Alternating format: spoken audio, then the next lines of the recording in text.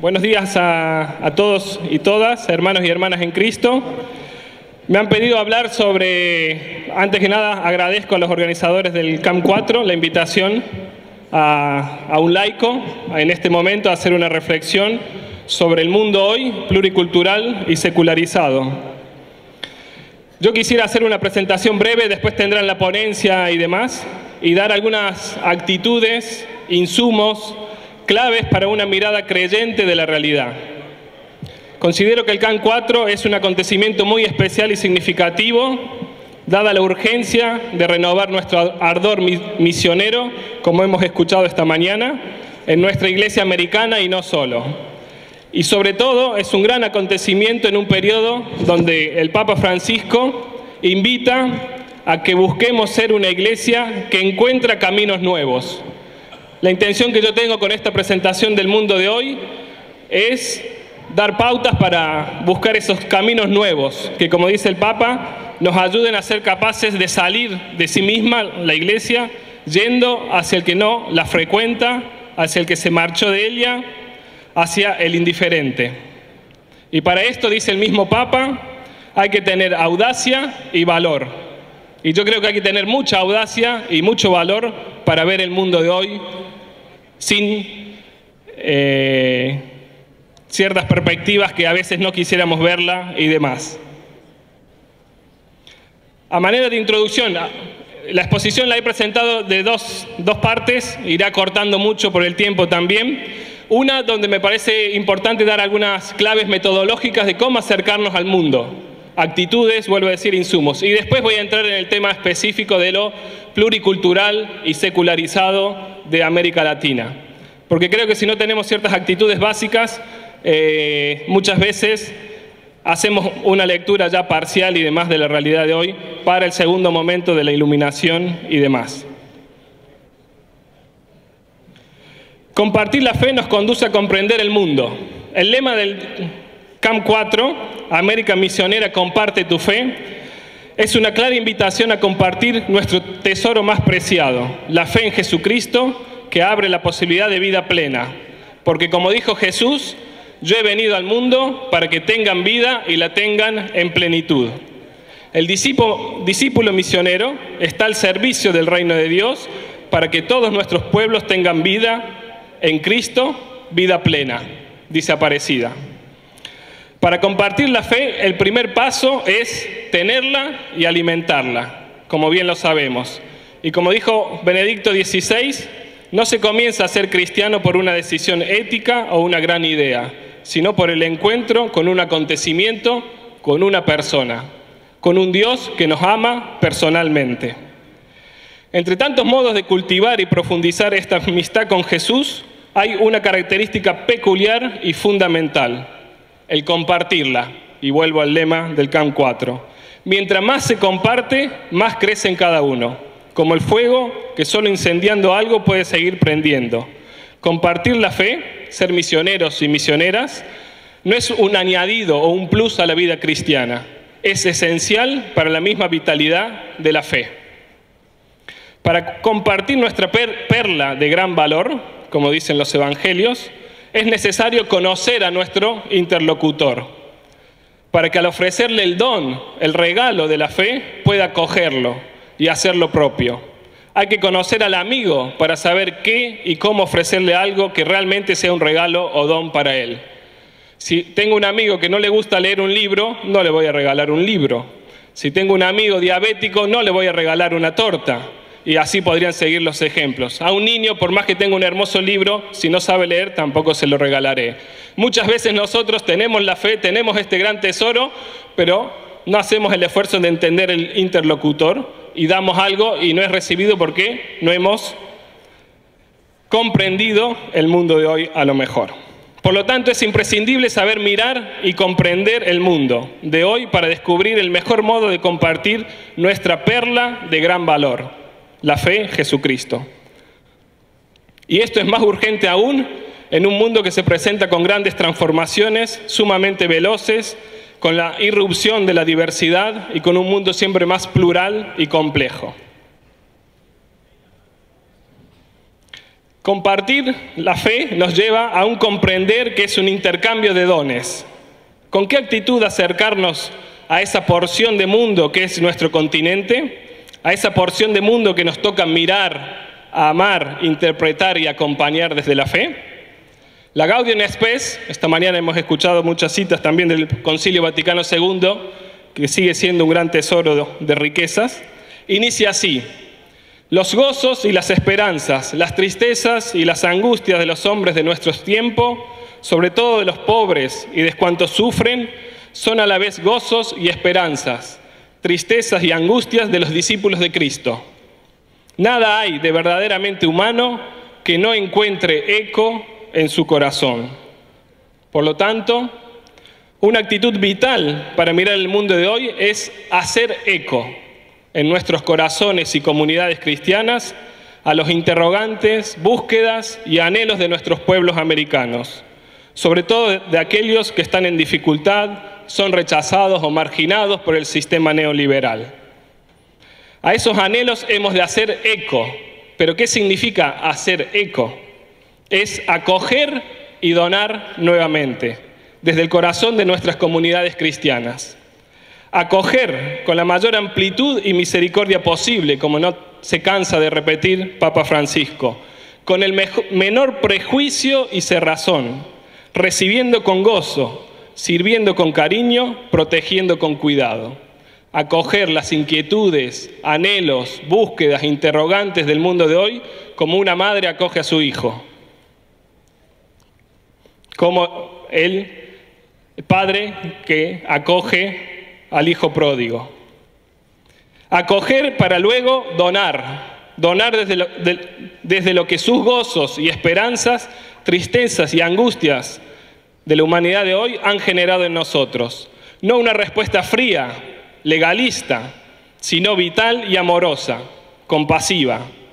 Redonarlo como propio, a partir del discernimiento desde los valores del Evangelio, con nuevos interrogantes, desafíos e incluso críticas a ese mundo de hoy. Pero las críticas no están al principio, están al final. Este hacer eco, acoger y redonar todo anhelo humano, venga de donde venga, creyentes, no creyentes, otras religiones, es fundamental. Lo es porque el mundo y la Iglesia no están en oposición, sino que se necesitan mutuamente. Es más, están en fecunda interrelación.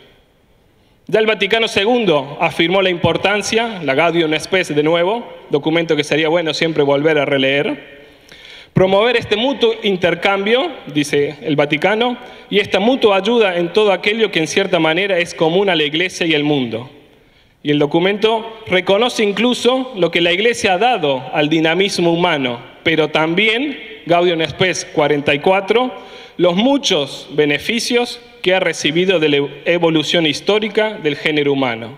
Como Iglesia damos al mundo nuestro aporte desde los valores del Evangelio, pero hemos de recibir mucho también desde esas búsquedas de la humanidad, desde la ciencia, desde las historias, desde los movimientos, desde las búsquedas sociales, etc.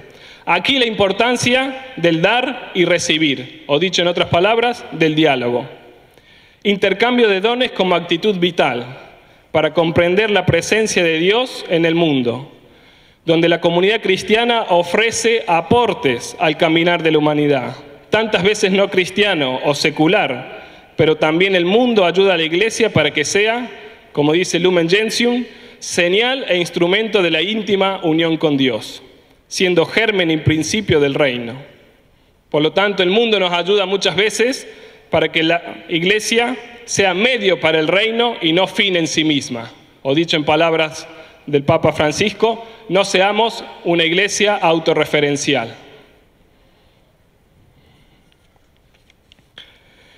¿Cómo sentir el pulso de transformación que vivimos en estos tiempos? Quisiera ofrecer algunos insumos de discernimiento personal y comunitario sobre el desde dónde y cómo compartir nuestra fe. Considero que hay que hacer un ejercicio de sumergirse en la realidad, no tanto mirarla de lo lejos, como un objeto. Sumergirse para mirar desde dentro esa realidad que estamos llamados a habitar y amar, a asumir y transfigurar. Una mirada activa, como expresa Papa Francisco, que surge de la comprensión de la fe, que nace cuando recibimos el gran amor de Dios que nos transforma interiormente y nos da ojos nuevos para ver la realidad. La fe nos da ojos nuevos para ver la realidad. Lo que quiero hacer es algún intento de visualizar algún signo de los tiempos, esa presencia de Dios en el mundo que está fecundando la historia para gestar vida plena y también actuando para promover fraternidad. Signos positivos que manifiestan un sentido de vida. Signos que muchas veces se pueden manifestar en situaciones que, desde una mirada externa y superficial, parecerían lejanas de Dios e incluso lo niegan.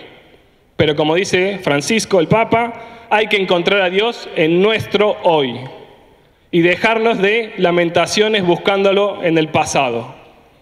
Y Dios, continúa el Papa, se manifiesta en el tiempo y está presente en los procesos de la historia.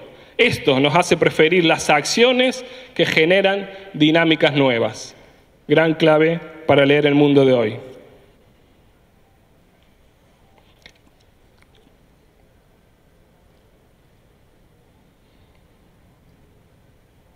Aquí quisiera hacer ahora 4 preguntas para afinar nuestra mirada, retomando la importancia del mirar el mundo y la realidad de hoy.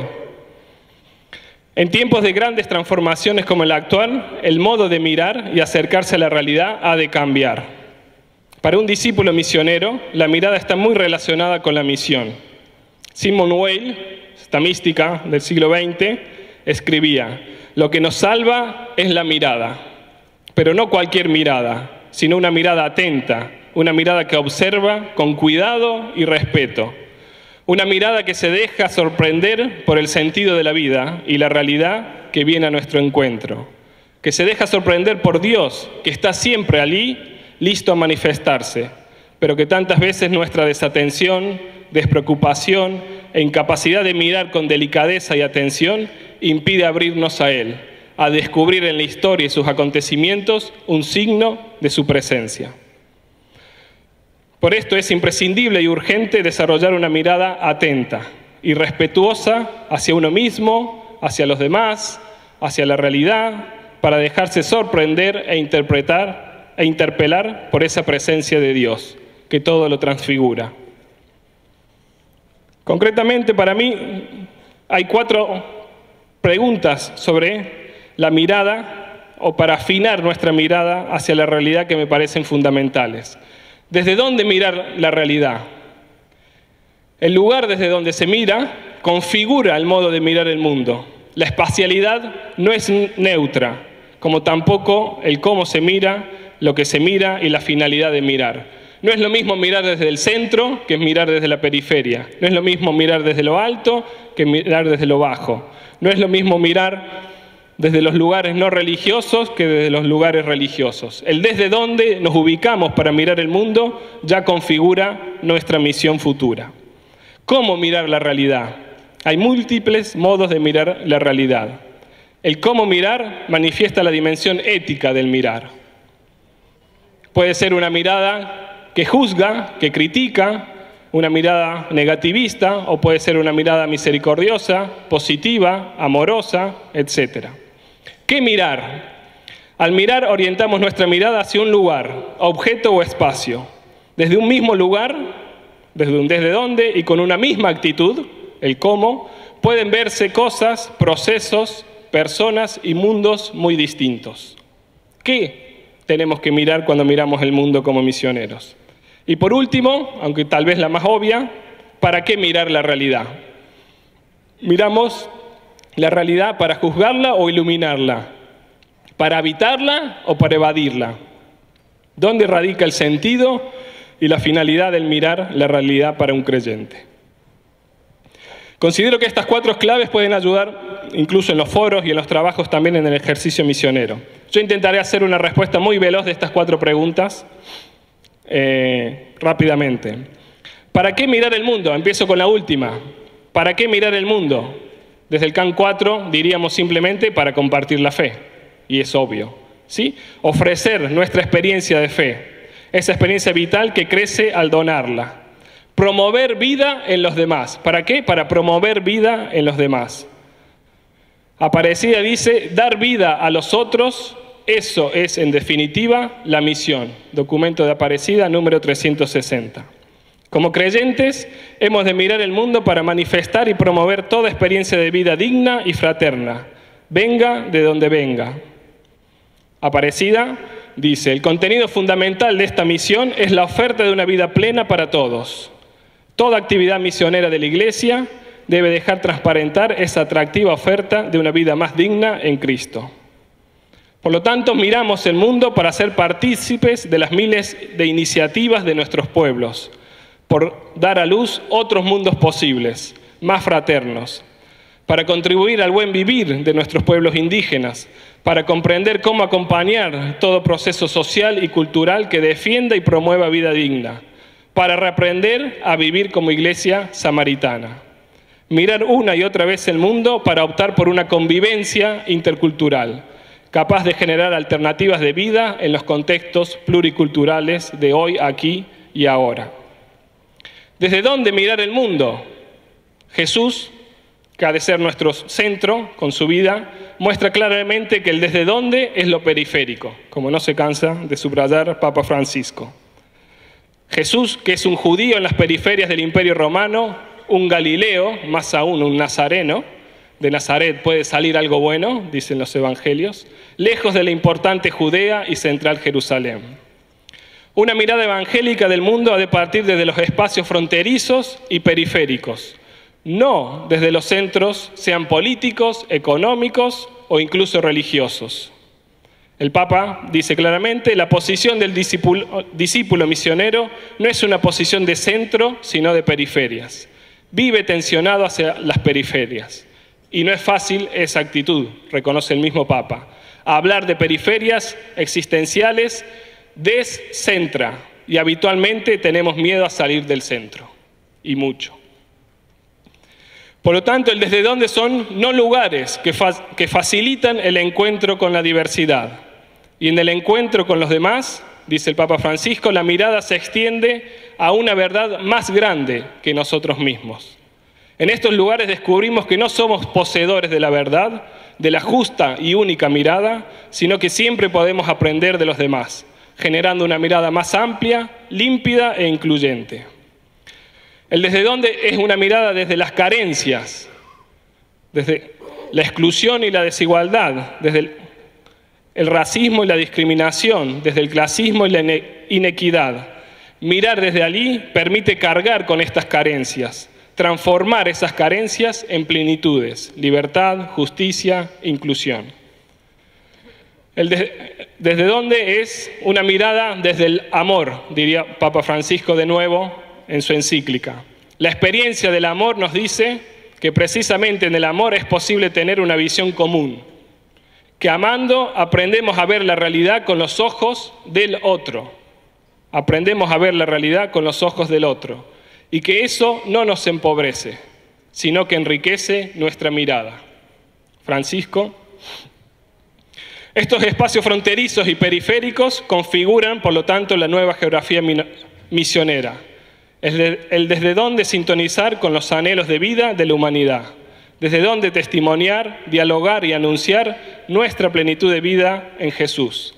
Espacios desde los cuales aprender a vivir la diversidad cultural, religiosa, generacional, como gozo y riqueza.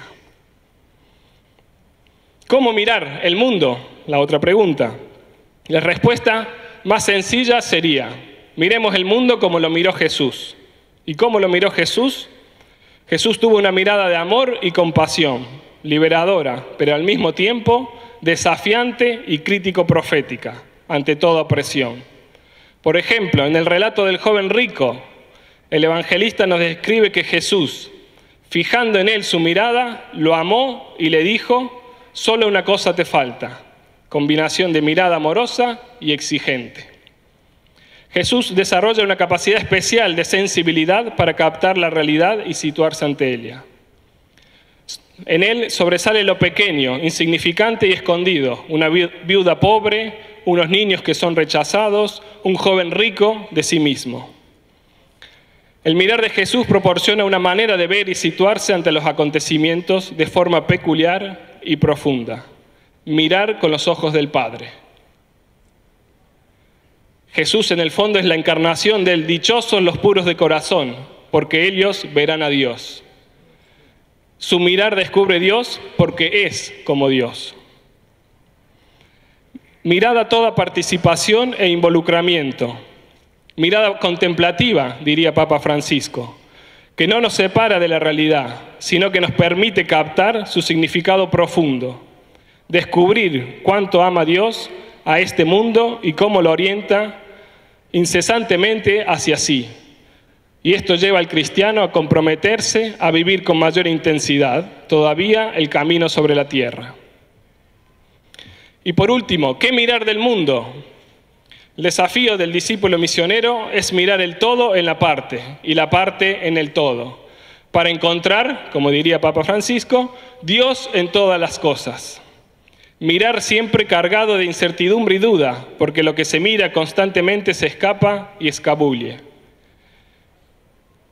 Aprender a mirar el mundo buscando el qué, no para poseerlo, sino para dejarnos irradiar por su presencia, que nos impulsa a seguir caminando por el mundo y por la historia.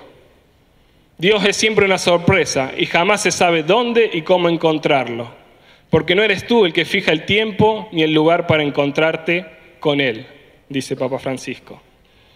Orientar la mirada, agudizarla y ejercitarla para vislumbrar esa presencia del resucitado que nos mira y transforma.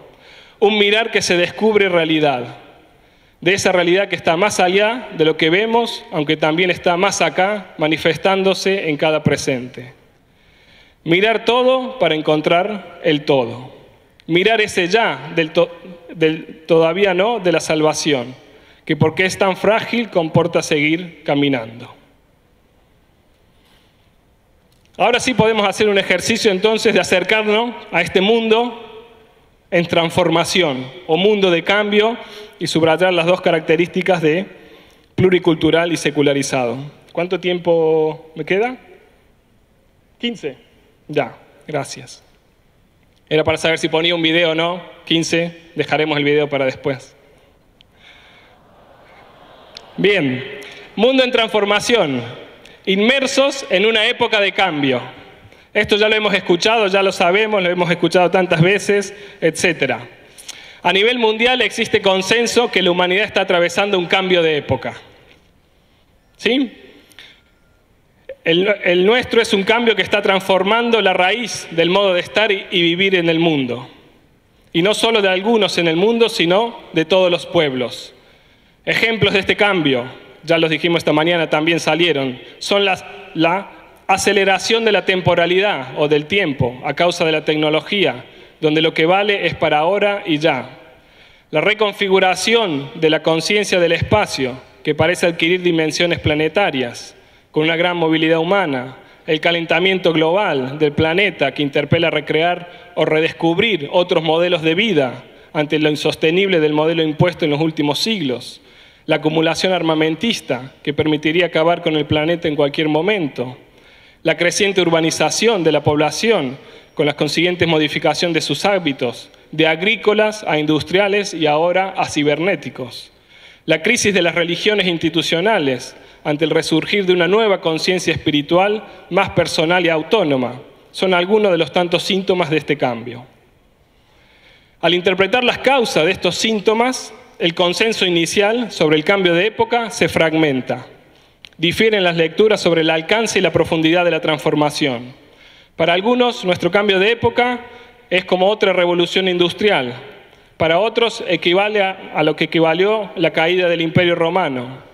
Incluso algunos hablan de un segundo tiempo axial en la conciencia religiosa, parecido al primer tiempo axial de cuando surgieron varias religiones en el 600 a.C. También en Aparecida, los obispos afirmaban que vivimos en un cambio de época, cuyo nivel más profundo es el cultural. Se desvanece la concepción integral del ser humano, su relación con el mundo y con Dios. Por lo tanto, a la base de todo hay una crisis antropológica, de cómo se comprende el ser humano y su relación con los demás, con el planeta y con Dios, o el absoluto. Ahí entra el relativismo, el fundamentalismo, etc., que ahora no voy a entrar por cuestión de tiempo. Quisiera presentar más bien la reciprocidad como un nuevo paradigma en gestación. Si está cambiando todo, están cambiando los paradigmas, dicen algunos. ¿Cuál es el paradigma que se está gestando, que está surgiendo? Que no lo terminamos de ver, pero que está ahí naciendo y que nos llama a nosotros a acompañar ese proceso histórico. La interpretación del cambio de época, que tiene bastante consenso, es la del cambio de paradigma. Se entiende por paradigma el conjunto de experiencias, creencias y valores que afectan la forma en la que el ser humano percibe la realidad y cómo responde a esa percepción. Paradigma es cómo vemos el mundo, cómo nos relacionamos con los demás, cómo nos relacionamos con Dios. Son los fundamentos de un edificio desde el cual se construye la ciencia, desde el cual se construye el modo de vivir, etcétera, etcétera. El actual paradigma en gestación es el del pluralismo. Signo claro de esta diversidad radical es el paradójico fenómeno a todos los niveles de, aunque pugnan fuerzas uniformadoras que tratan de imponer un modelo único, generalmente asociado al modelo neoliberal económico, al mismo tiempo se ha despertado más que nunca la defensa de las minorías, porque ellas posibilitan la pluralidad. Esta pugna entre las búsquedas de otros modos de vida y el modelo único difunde una globalización de la indiferencia, diría Papa Francisco, pero también está la globalización desde abajo, desde las víctimas que manifiestan la diversidad, desde las carencias, rostros de la pluralidad emergente. Subrayar que el corazón del cambio de época está en el pluralismo implica que tanto las religiones como las culturas están llamadas a abrirse las unas a las otras, a dejarse interpelar y fecundar. En esta situación de pluralismo han de aprender a convivir unas con otras, en una nueva configuración planetaria, que no solo es irreversible, o sea, no depende de nosotros, ya están tiradas las cartas, sino que todavía irá a más. El nuevo paradigma en gestación invita a abrirse sin prejuicios y con una acogida plena a nuevas perspectivas sobre la vida, sobre la comprensión del ser humano y sobre el absoluto. Ello implica pasar del paradigma aislacionista y expansionista al de la reciprocidad, dice un autor. En el nuevo mundo de la reciprocidad no hay futuro para estilos sectarios o imperialistas, elitistas o proselitistas. En un tiempo de transición, en cada uno de nosotros confluyen actitudes, sentimientos, acciones y pensamientos, donde en la mentalidad tribal el otro es negado, en la mentalidad imperialista el otro es absorbido y en la mentalidad pluralista el otro es reconocido. Considero que esta es una clave fundamental para la misión hoy, con todo lo desafiante que es también. Si queremos asumir y situarnos en el mundo de hoy, hemos de partir desde esta mentalidad pluralista y desde el reconocimiento del otro. El otro es reconocido como es por su dignidad, dignidad cultural, religiosa, social, personal, por su autonomía, por su conciencia y demás. Y no muchas veces desde una mentalidad imperialista, donde el otro es absorbido a nuestros criterios. Aquí creo personalmente que está el gran cambio o desafío de fondo. Mirar para reconocer al otro, para descubrirse en el otro, para vislumbrar la presencia de Dios en el otro. No para negarla o absorberla y así poder imponer la nuestra, sino compartir nuestras plenitudes. Aquí la gran conversión del siglo XXI, ante la cual está cada ser humano. Aquí el núcleo al cual ha de llegar toda espiritualidad y todo camino creyente. Esta brecha inaugura un Kairos, un tiempo de Dios, un tiempo oportuno, un tiempo propicio para un mayor y nuevo conocimiento de Dios, de la condición humana y del planeta en que vivimos, en el que dejarse interpelar, purificar y fecundar por los demás. Manifiesta un signo de la presencia de Dios que acompaña la historia humana en su evolución y crecimiento hacia nuevos horizontes. Sin duda que lo positivo de este cambio, así como lo estoy presentando, contiene mucho y no está exento de riesgos. El riesgo de la atomización de la diversidad, generando una torre de Babel, el riesgo de la reivindicación desde las minorías culturales, religiosas, sociales, sexuales, que genere luchas y conflictos, o que lo está generando esas luchas y conflictos, que terminan dañando la vida misma, o el riesgo mismo del relativismo, hedonista, indiferente hacia los pobres y marginados. Aún así, considero que el hecho que la pluralidad vaya en aumento es un signo de los tiempos, claro y evidente, porque el Dios cristiano, nuestro Dios, es un Dios de la alteridad, es un Dios de la relación. Dios, para los cristianos, es relación, y relación significa diversidad, pluralidad, no uniformidad y ensimismada. Por tanto, la pluralidad es una gran oportunidad para que los cristianos redescubramos la comunidad en la diversidad, redescubriendo el rostro original de un Dios Padre en el Hijo por el Espíritu.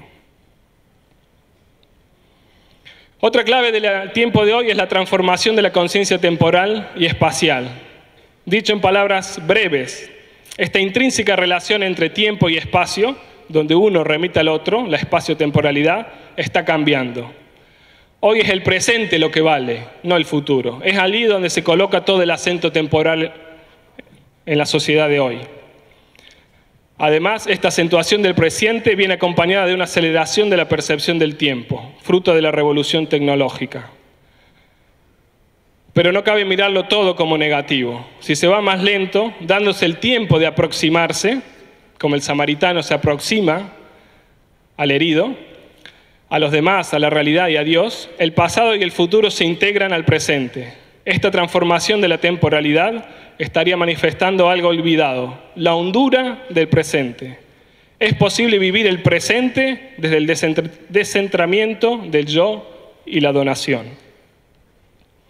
Desde esta perspectiva, la afirmación del Papa Francisco dice: es el tiempo el que inicia los procesos, el espacio los cristaliza. Dios se encuentra en el tiempo, en los procesos en curso, adquiere gran valor. En momentos de gran transformación, lo importante no está en afianzar la presencia de Dios en espacios que la han cristalizado, que la han condensado, lugares de por sí ya religiosos y sagrados, como pueden ser nuestros ambientes.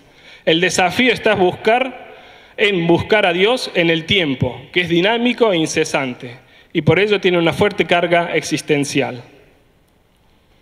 El cambio temporal puede ser visto como un signo de los tiempos, buscar a Dios en cada presente, que si es vivido desde el descentramiento a todo egoísmo y con mirada atenta, permite la aproximación al otro y a la otra, generando el encuentro. Como el samaritano que ralentiza su paso y se aproxima al herido en el camino. Hacer este giro comporta recuperar la dimensión peregrina del creyente, esa actitud caminante. Y el espacio también está modificándose con la aldea global, que pone de manifiesto que mi casa es el planeta. La percepción del espacio se expande. El planeta se empequeñece como percepción espacial. Esto es aún más real y palpable desde la crisis ecológica. Nuestras acciones han de ser ya no locales con conciencia global, sino acciones planetarias con conciencia global. Y también nuestra misión. Bien, dos rasgos de la nueva realidad, y ahora sí entro a la pluricultural y la secularidad en los 10 minutos que me quedan. La diversidad cultural en Latinoamérica. Desde un paradigma pluralista y de reciprocidad, la pluriculturalidad adquiere gran centralidad. Referirse a la pluralidad en Latinoamérica es ahondar en aquella diversidad cultural que había quedado sumergida, escondida y negada durante siglos, pero que ahora surge con fuerza en los más variados ámbitos.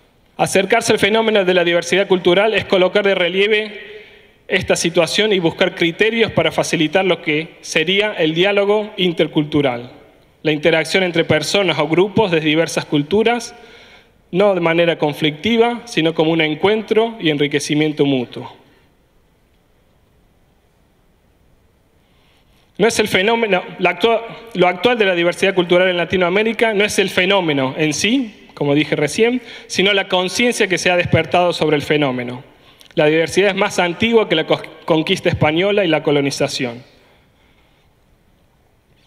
Desde la década del 70, pero sobre todo en el 1992 como un hito, los pueblos originarios y afrodescendientes adquieren relevancia pública y desde ahí se inician procesos en ciertos países con mayor presencia indígena o afro, de modificaciones políticas, culturales, etcétera, que sería largo profundizar ahora. En el fondo, la diversidad cultural se convierte en un problema y desafío. Es un problema porque las viejas recetas de imponer una hegemonía cultural y religiosa, como fue incluso la cristiandad, sobre otras culturas o de erradicación forzosa de estas a través de procesos de mestizaje e migración foránea, ya no son viables. Como dice el documento de Aparecida, asumir la diversidad cultural, que es un imperativo del momento, pero también superar los colonialismos mentales y simbólicos. Es un desafío porque moviliza para que las instituciones sean reconfiguradas, para que sus culturas sean respetadas, valoradas y promovidas. Para la comunidad cristiana también comporta cambios estructurales y actitudinales. El desafío de la diversidad cultural es pasar simplemente de las relaciones interpersonales entre personas de distintas culturas, a asumirla en su desafío macro, que apuesta por transformaciones políticas, económicas y sociales. Ya no reformas simples, sino de fondo. Lo central se podría formular así: ¿es posible pensar y generar mecanismos institucionales que permitan mantener al mismo tiempo, como en una tensión creativa, diferencia e igualdad? Actuar según esta dialógica sería: somos diferentes pero iguales. Si se ignora lo primero, la diferencia, se llega a una suerte de uniformización cultural, social, étnica. Si no tomamos en serio lo segundo, la igualdad, podemos llegar a sostener y practicar cualquier tipo de discriminación racista o religiosa, de imposición desde estructuras de poder y colonización que funcionan desde ciertos marcos culturales. Solo desde un paradigma pluralista y de la reciprocidad es posible avanzar en una respuesta. Desde un paradigma tribal o expansionista es imposible generar alternativas reales a este desafío central del fenómeno del pluralismo cultural. La interculturalidad se plantea en este pluralismo como una alternativa real, concreta, como un horizonte y un camino, donde se dé un auténtico intercambio y diálogo entre culturas y universos simbólicos diversos. Es un punto de partida en los grupos, desde un punto de partida en los grupos más desfavorecidos y vulnerables en la sociedad. Subraya la interrelación entre diversidad y la negatividad de la carencia. La interculturalidad, para que sea real y verdadera y no quede en folclore, como muchas veces puede quedar la diversidad cultural, ha de partir desde la desigualdad socioeconómica, desde la diferencia racial, que genera muchas veces discriminación, e incluso desde la desconexión al sistema educativo, informático y del conocimiento. Son los tres niveles los que tienen que ir juntos, no solo el cultural, sino con el cultural. Somos diversos, pero también muchas veces esa diversidad se manifiesta en una desigualdad económica y social y en una desconexión al sistema, a la educación y al acceso de la información. Por lo tanto, la propuesta intercultural manifiesta que hay que partir desde esa diversidad mal asumida, mal vivenciada, desde esa carencia cargada de negatividad.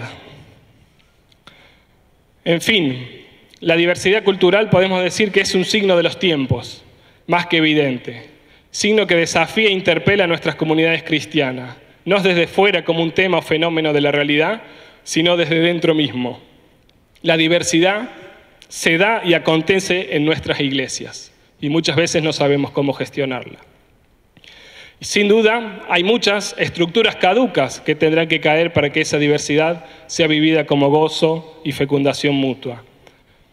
Y desde este signo de los tiempos. Un paso más para acercarme ya al final. Algunas claves para comprender el mundo secularizado de hoy. Aquí quisiera poner un debate capaz sobre la mesa. Los organizadores se enojarán conmigo. Latinoamérica, un continente católico entre secularizado y plurirreligioso. Son dos las claves que se utiliza hoy para hablar de la metamorfosis de lo sagrado que están viviendo nuestras sociedades. La del post-secularismo, que llega a la conclusión de que la fórmula del secularismo, a mayor modernización de los países, mayor secularización, estados no cristianos, etcétera, y demás, Hay otra clave que habla del pluralismo religioso. Yo personalmente creo que en el contexto latinoamericano, más que de secularización, habría que hablar de pluralismo religioso. Es interesante ver cómo los obispos en Aparecida lograron visualizar el hecho de la diversidad cultural en Latinoamérica, pero no el hecho del pluralismo religioso. Un pluralismo religioso que pone de relieve la convivencia siempre mayor de diversas religiones, pero también de diversas religiosidades y espiritualidades en un mismo espacio. Convivencia que puede ser más o menos armónica y donde el Estado tiene el rol de permitir y facilitar las manifestaciones públicas de estas. En el fondo, el fenómeno religioso que está modificándose hoy en día, en un símbolo sugerente, lo podríamos ver como intemperie espiritual, que manifiesta el anhelo por un contacto directo a cielo descubierto con el misterio inefable que emana en cada momento. Según algunos datos que aquí no están, pero en la ponencia que se les dará escrita está justificado y bien claro, Latinoamérica ya no es un continente católico compacto. El fenómeno pentecostal, por ejemplo, en muchos países de América, está reconfigurando, o ya lo ha hecho, el panorama religioso de la región. Muchos hablan de una pentecostalización del catolicismo popular. Muchas veces incluso la misión la hemos querido asociar y hacer parecida a los pentecostales, por la influencia y por el éxito de ellos. Eso significa que el fenómeno pentecostal ya ha llegado para instaurarse. Es cierto que también está la indiferencia religiosa en nuestros contextos, que muchas veces viene asociada a la secularización, pero que no hay que confundir, dicen los sociólogos de la religión, con un ateísmo práctico. Es otro elemento fundamental de la reconfiguración religiosa. En el fondo es el fenómeno de la ruptura con la institucionalización de la creencia, con las instituciones que nos dan cabida y acogida, o dan cabida y acogida al fenómeno religioso, y en el caso latinoamericano, a la vivencia cristiana católica. Pero no por ello con la fe y la creencia. En el fondo se podría resumir con la siguiente fórmula: de la transmisión religiosa cultural a la elección personal. Lo que está en crisis es la transmisión religiosa, de la familia, de la escuela, de la misma iglesia, muchas veces en transmitir nuestra gran herencia y nuestra experiencia de fe. Y se pone el acento hoy en día en la elección personal, en que cada persona hay una gran búsqueda religiosa y una gran sed de espiritualidad, pero es cada uno que quiere hacer ese proceso de elección.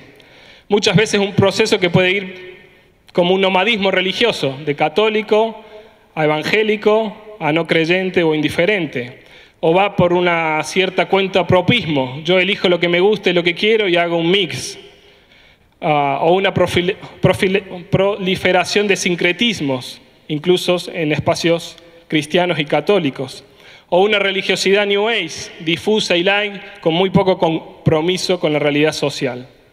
En el fondo, ese es parte del fenómeno, pero creo que se puede ver un aspecto positivo en este fenómeno. Nos encontramos ante un nuevo sujeto de la creencia. Esta se personaliza y subjetiviza. No importa tanto lo creído cuanto el sujeto que cree. Asimismo, a un desplazamiento desde la institución al individuo. Estamos ante una ocasión para personalizar la fe. Creo que este fenómeno religioso plural y diverso, y con esto termino, nos está llevando, nos está exigiendo como iglesia a poner el acento en la experiencia de fe. Cada uno tiene que partir primero desde su experiencia y desde ahí haciendo un camino hacia Dios, si es que queremos dialogar con este pluralismo. Termino porque ya...